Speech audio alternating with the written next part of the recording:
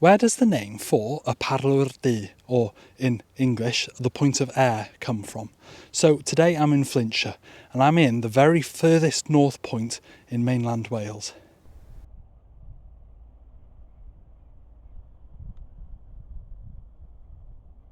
So let's start with the English name, the Point of Ayr.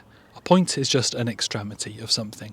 Ayr is from Old Norse. Now, like a lot of place names along the coast of Wales, like Swansea and the Orme and Anglesey, the English name for it is actually borrowed from Old Norse, which was the language that the Vikings spoke.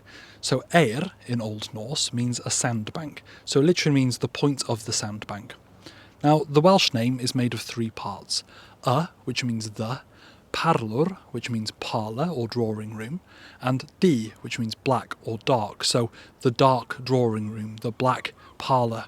It comes from the name of the colliery, the coal mine that operated in the area. Before the colliery, it was just called Talacra, like the village, and that just meant the end acres, the acres at the end of the land.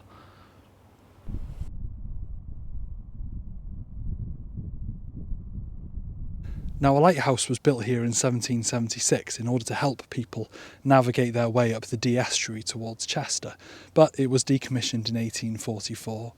Now, there's a spooky ghost story that sometimes somebody can be seen waving from the top of the lighthouse.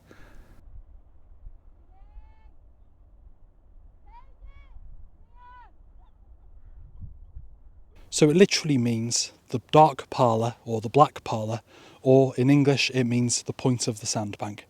Anyway, diolch, thank you. Give us a like, give us a share, give us a subscribe, and if you want to support me on my quest to explain every place name in Wales, you can on my Patreon. The link is in my description. Diolch, have a good one.